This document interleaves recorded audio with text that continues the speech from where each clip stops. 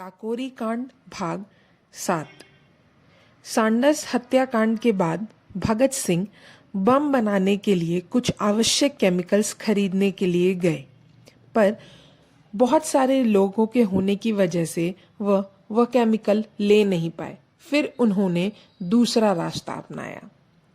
उन केमिकल्स को एक भूटिया मजदूर के सिर पर रखवा हम दोनों आर्य समाज उस समय क्रांतिकारियों का केंद्र लौट रहे थे कि भूटिया की टोकरी उसके सिर से गिरने को हुई। हमने उसको एक ऐसी डांट डपट करनी आरंभ कर दी कि जैसे कि हमारा उससे कोई संबंध ही ना हो। बात यह थी कि सामने ही एक सार्जेंट खड़ा था। हमें भय हुआ कि यदि कहीं उसको केमिकल्स के विषय में संदेह हो गया तो हम दोनों उसके चंगुल से बच ना सकेंगे।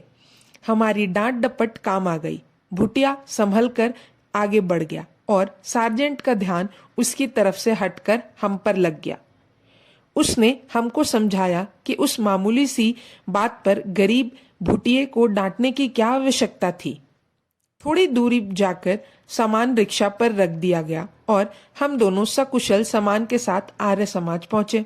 दूसरे दिन सवेरे भगत सिंह, फणींद्र नाथ घोष बाद में सरकारी गवाह और यतीन्द्र नाथ दास बाद में शहीद एक साथ आर्य समाज में आए।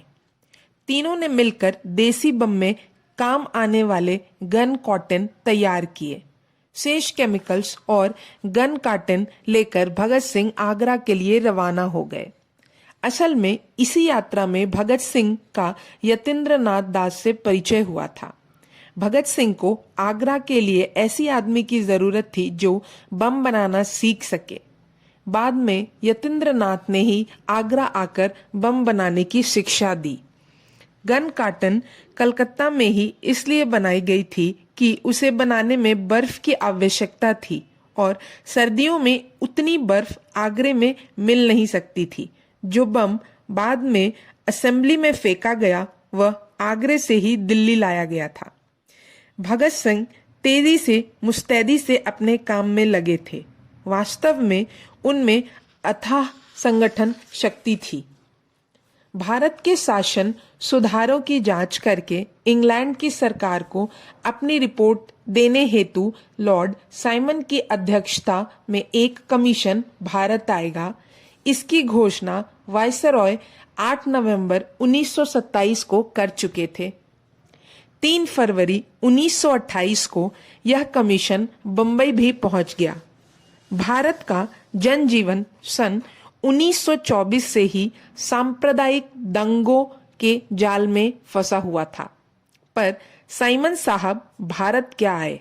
भारत का सोया नागरिक एकदम से जागरूक हो उठा।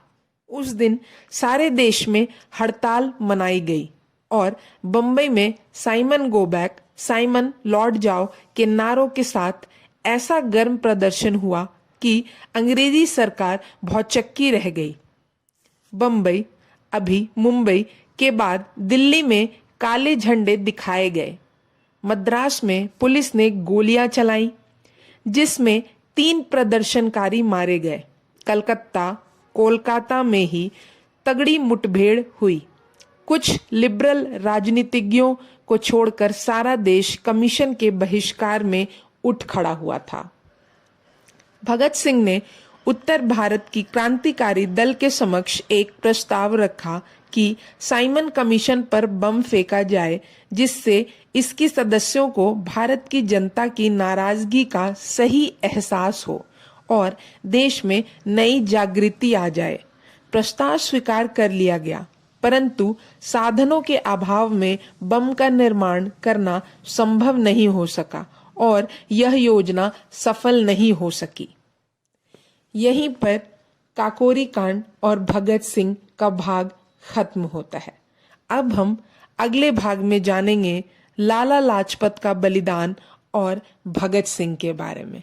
तब तक के लिए जुड़े रहें हमारे साथ। धन्यवाद।